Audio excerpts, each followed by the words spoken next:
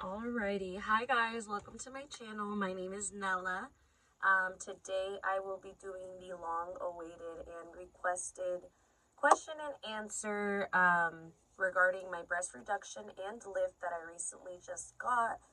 So if you're interested in learning a little bit more about the procedure, kind of wanting to know how my process went, tips and advice for pre-op, post-op, and more importantly, if you are interested in knowing how I got my insurance to cover it as a medical need, just keep watching. So we're going to get right into it. I have already actually tried to film this video, and honestly, it was all over the place. I didn't have anything written down or anything like that, so I decided to refilm it. I got a little bit of time today. I got my coffee, so I was like, you know what, we're just going to sit down. I got my questions that I got them written down. A lot of them were a lot of the same questions, so I kind of broke it down to about 5 questions. And then I also got a bag full of things that I used. This is actually where I got it, which will be addressed here in one of the questions. So yeah, let's just get right into it. Disclaimer, this is my first video, so if the audio is not the best or if the lighting is not the best, I'm sorry. This was honestly the best type of setup that I could do where I could do it quietly. So let me just go ahead and get right into it. So the first question, and probably the most requested question that I got to answer, is what did I tell my doctor to get a referral? So this is referring to a referral to a surgeon, which is what you need most of the time when you are trying to do a surgery and you want it to be covered under insurance. So I just made a few little points of what I did personally. This is what worked for me. I have been trying to get this surgery, honestly, actively for maybe 2 years now. I did recently switch jobs, so I switched to that employer's insurance, which I will get to in a little bit on who it is. However, I was seeing my doctor before that, so before I switched jobs, I was already seeing her. I was seeing her for neck pain, back pain, and shoulder pain, and I was kind of just putting a real big emphasis on that, so that would probably be my first tip, is find a doctor that you like, that you trust, that listens to you, and then just let them know, hey, my back is hurting, I shouldn't be living like this every day.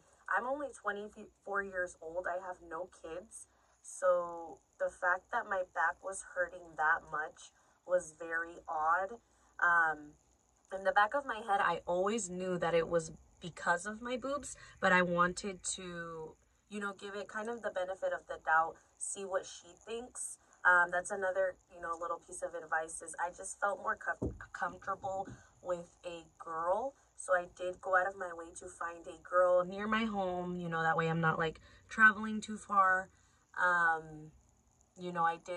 I did take her advice at first. I was like, I came in, I have back pains, and all of that. So all in all, I probably saw her 6 times, 6 different appointments, and it was monthly appointments. So I'd say a good 6 months I saw her for back pain.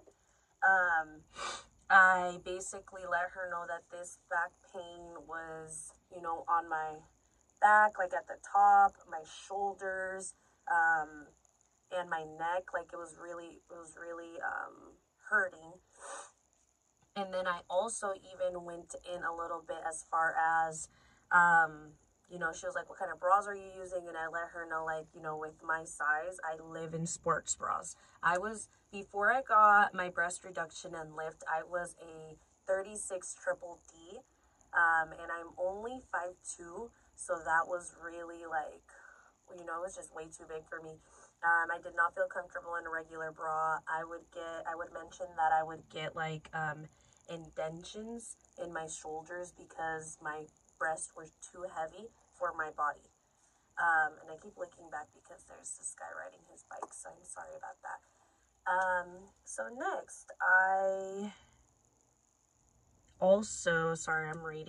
would also let her know that I would get rashes under my breast, and they were just itchy and sometimes even painful because I would sweat under my breast. Like, this was during the summertime, so it was really, really, really hot, and I would let her know, like, I hated wearing super tight clothing, like, on a regular day.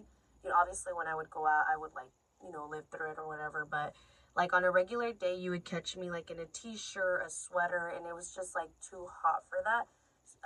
So yeah, I would get like rashes under my breast, and it would end up hurting, and I would just like, and I wouldn't like bombard her with this information. I would just throw it out here and there.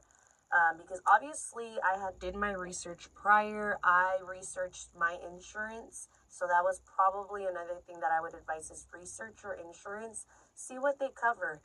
See if they even cover a breast reduction. I literally called mine and asked them. I gave them my symptoms. I said, I'm seeing my doctor for back pain. What is the possibility of getting a breast reduction covered? Obviously, I let them know there are things that my doctor is going to make me do before. I just want to see what my insurance covers. And they basically educated me that if I were to get approved by the insurance for a breast reduction and a lift, they would cover 80%, I would cover 20%. So there would be like out-of-pocket cost. Of course, you have your deductible and other out-of-pocket cost, but for the majority of it, the insurance would cover it. So I really, really liked that. My sister had gotten a breast reduction like a few months before that. She paid out of pocket because she didn't go through an insurance.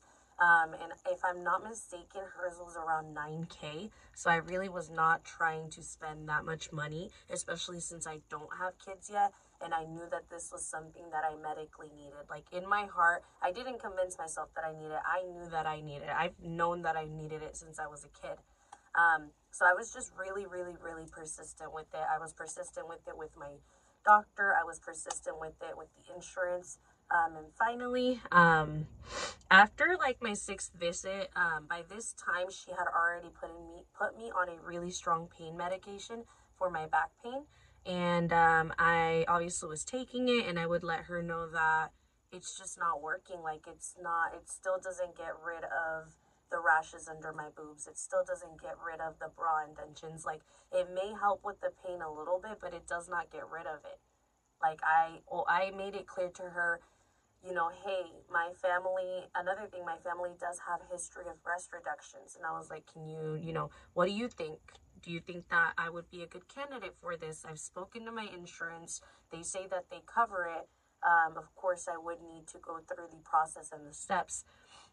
So when I mentioned that, she was like, yeah, it's kind of hard to get it covered by your insurance. You do have to, you know, take certain steps to basically prove to the insurance that you are trying other things, and this is kind of like a last resort, which is kind of silly in my opinion, but I was willing to do whatever it took. So she was like, we've tried pain medicines. Next thing that we need to try is a chiropractor, since it is back pains and shoulder pains. I thought that was completely ridiculous, but hey, as I mentioned, I was desperate. So I was like, hey, let me go to this little chiropractor, do my thing. I know that it's not going to work, so let me just try it. So I went, and I got an appointment to the chiropractor. She gave me a referral, and with my current insurance at the time, I hadn't moved to my new job yet, so it was a lot of, like, for my deductible, and they wanted me to go, like, once a week or twice a week or something. It was something crazy like that, and it was, like, a $75 deductible each time, and it was just too much for me at the time. Like, I was only working part-time, I was a full-time student, and so I went back to my doctor, I made another appointment, and I let her know, just like, you know, I did get kind of emotional, and I let her know, like, hey, I just really cannot afford a chiropractor right now, and in the bottom of my heart, I know that it's not going to work. A chiropractor is not going to get rid of my rashes. A chiropractor is not going to, you know, help me out as far as, you know, wearing a regular bra, like feeling okay with a regular bra. Like, no, I live in a sports bra. You know, it's not going to help the sweat under my breast. So I just really, really emphasized that. I expressed it to her. I was like, I would really, really appreciate it if I could get a referral to a surgeon. I want to talk to a professional and get their opinion, what they think. So she basically agreed. She was like, you know, and because I basically let her know that one of the reasons that I am afraid to have kids is because I'm afraid that my breasts are going to get even bigger. And I'm just like not ready for that type of pain. I'm not ready for that change in my body. And I just let her know, like, I don't have any kids and it looks like I have had kids. I will try to post like pictures here and there. I'm new to editing, so I can't guarantee a lot out of this video. I just really want it to be raw, you know, questions that I did get asked on Instagram and Facebook by, you know, real people. And so, yeah, she completely agreed. She said, you're 24 years old. You're too young to be living this way. So let's go ahead and get a referral to a surgeon. So basically, that brings me on to my next question, is what did I tell my surgeon? So that in itself is a whole other experience that I had to go through. So she refers me to my first surgeon. Yes, I went to two different surgeons because the way that it went is she gave me a referral to the first one. And if you know, you know, with surgeons, certain surgeons, you have to have your consultation first. This is where you talk to the surgeon, you express your concerns, and then you get their feedback. And from there, you know, depending on what route you decide to take, it kind of changes the experience. And so with this specific surgeon that she referred me to, the consultation itself was 3 months away. She was super booked. She was, you know, and I was so desperate. I was like, whatever, I will wait. So by the time, you know, 3 months has almost passed, it's almost my day for my consultation. I'm so excited. And then about a week before my appointment, one of the secretaries at the surgeon's office calls me and tells me that my surgeon no longer accepts my insurance. So everything would be out of pocket if I continue to go through with the consultation. So at that point, I'm kind of discouraged. I've waited so long for this consultation. I'm just upset. I'm frustrated. My doctor knows that I'm frustrated. And I basically just asked, you know, I make another appointment with my doctor. I cancel that consultation because the point here is that I don't want to pay out of pocket for something that I know I medically need. And on top of that, I don't have any kids. So, you know, I'm putting myself at risk of them growing again. Just 1 second. I'm going to take a sip.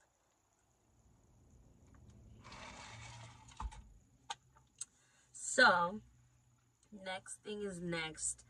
My doctor gets kind of like upset because of, you know, the situation with the surgeon, and she has the front lady at our doctor's office look for surgeons that accept my insurance. They find one, and thank God the consultation is not like as far as the first one was. This one was only about 3 weeks away. So I'm like, bet, like I can wait 3 weeks. So I get the address, I get the appointment scheduled. It's almost my consultation day, and I go. I kind of like pep talk myself, like, because, you know, at this point, nothing really has been working for me. Like, I had my you know, I was going to go to the chiropractor, and it was just way too expensive for the deductible. I had my surgeon consultation the first time, and then they called me and told me they did not accept my insurance, so it would be completely out of pocket. And so I'm ready. The day is here. I'm on my way, and I speak to the surgeon. She is so sweet, so awesome. I kind of explained to her everything that I explained to my doctor. I let her know, like, I was willing to try the chiropractor. I really was willing to try all of that, but it just did not, it wasn't going to help me for everything that I've been going to the doctor for the last 9 months. And she takes one good look at me and she completely agrees. She completely agrees. She says, I think you would be an excellent candidate for this. So she takes some pictures of my breast. She has me like change. She takes some pictures. We kind of get to talking a little bit more about as far as symptoms. I let her know, like, I get headaches. There are some nights that I told her that I just simply cannot fall asleep because it just hurts. It's so uncomfortable sleeping. and I'm like woken up constantly by, you know, this pain, this uncomfortableness, and it was just no way of living. So she completely agrees. She takes those pictures. She says she's going to send them in. Obviously, I had the referral from my doctor. I had the referral from her. And she's like, at this point, we just have to wait. It's a waiting game. We have to wait for the insurance to either approve it or deny it. And so we wait. And then about a month later, I receive a letter in the mail, and it is my insurance. And they let me know, hey, you've been approved. And from there, I think that day, it was like, I was kind of going through a lot at the time. And I feel like that just kind of gave me hope, that things were going to be better. Like, things were really, really starting to turn around for me. So, the next question that I had was requirements before surgery. So this was one that really, really shocked me. Obviously, once I got approved, I started the process immediately. I called the surgery center where I was going to get my surgery done, and I asked them about requirements. What do I need to do? And they basically made me an appointment to do all sorts of tests, blood work.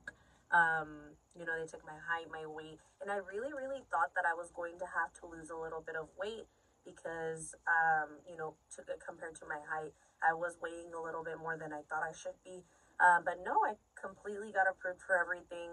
In my case, I know everybody has different like health conditions, but with my health condition at the time, I did not have any requirements. They did not make me lose weight. I actually started training with a trainer at the gym by choice because I knew that I was going to be down for a certain amount of time afterwards.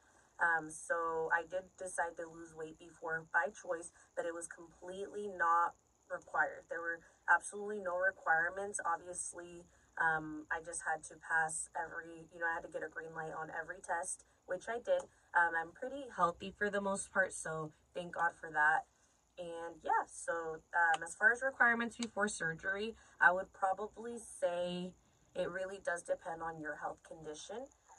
You'd obviously would have to take all the same tests that I took, and the blood work and everything, and then from there you will get your answer on that.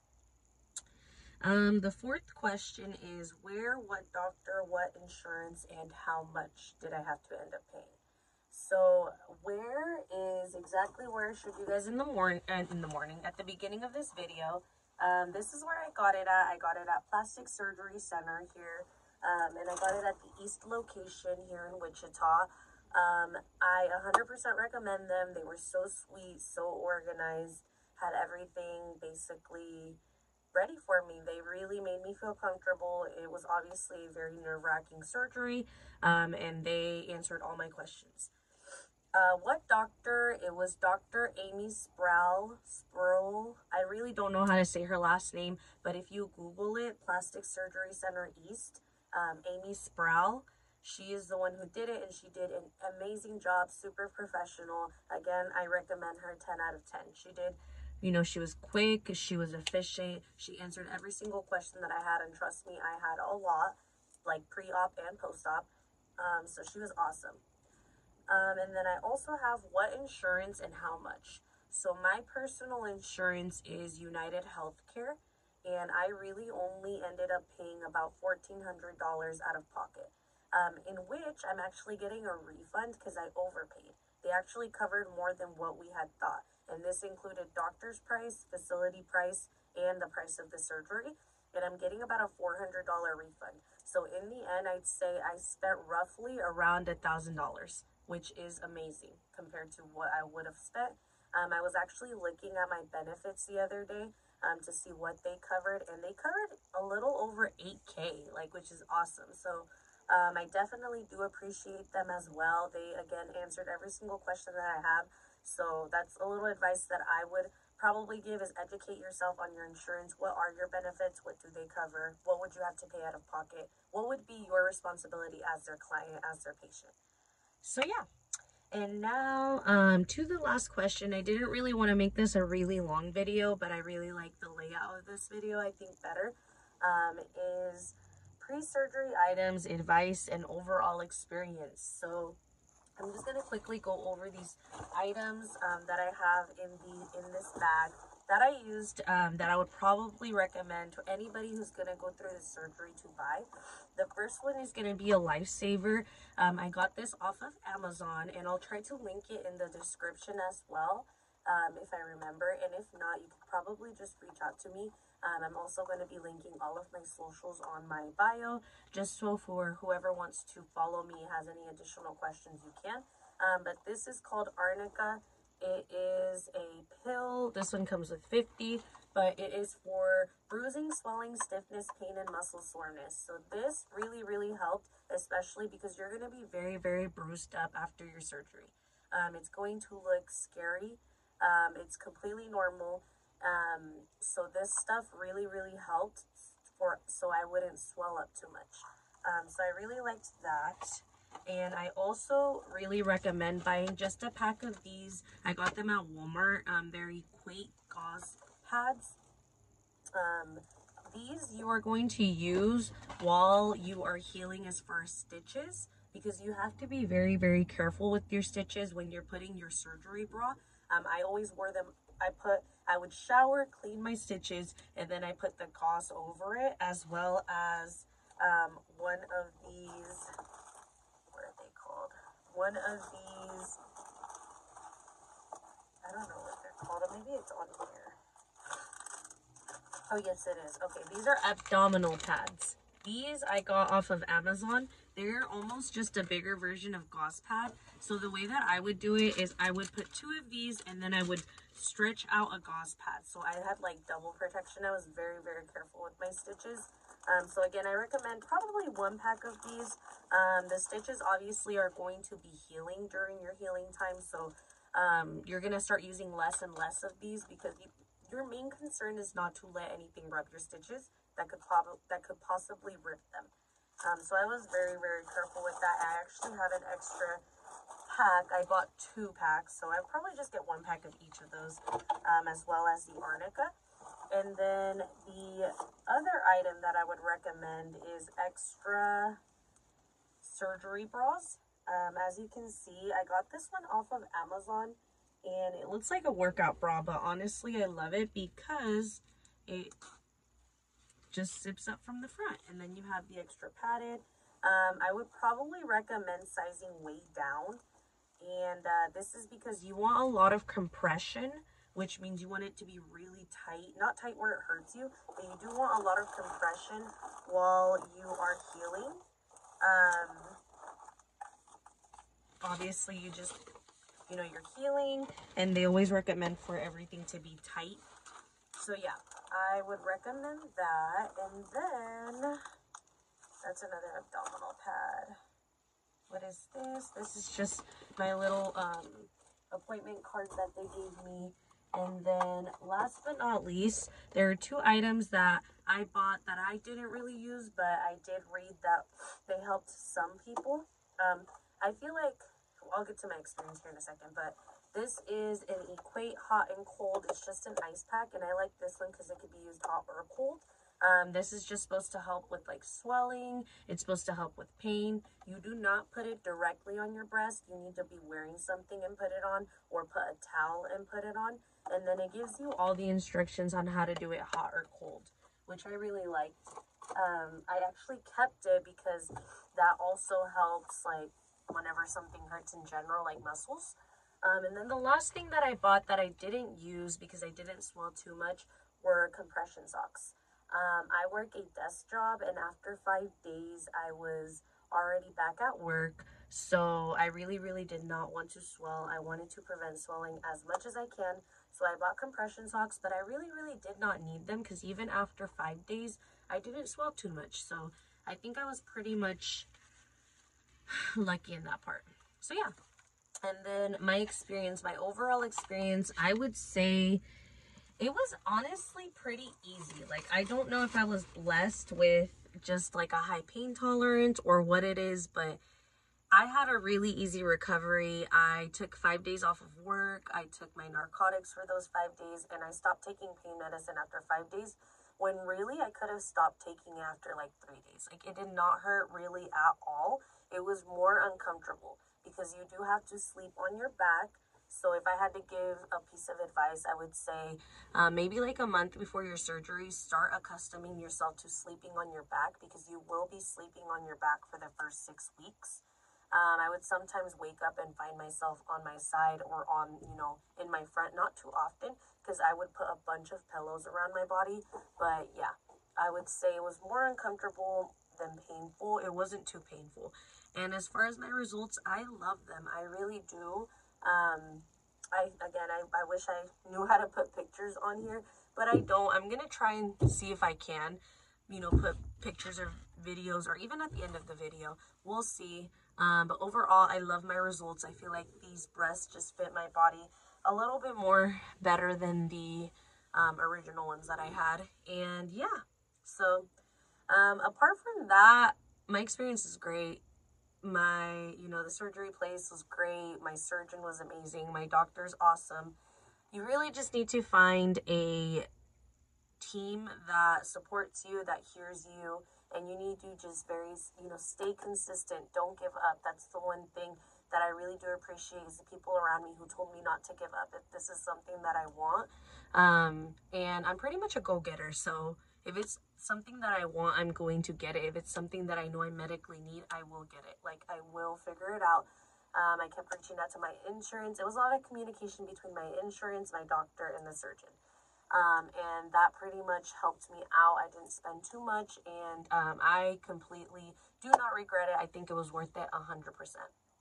So, with that being said, I think that the video is pretty much done. If you guys have any additional questions, you can add them down there in the comment sections. And then if you'd like, you can give me a follow or a subscribe. If you want to be notified on my next videos, there should be a bell button somewhere down there. I do want to continue this YouTube. This is pretty much like a new journey for me. I'd like to do different types of videos, mukbangs, girl talk. Yeah, get ready with me. It's just, content that I like to watch, that I know other people like to watch. So I'm gonna go ahead and let you guys go, but thank you so much, and I hope you guys have a great day.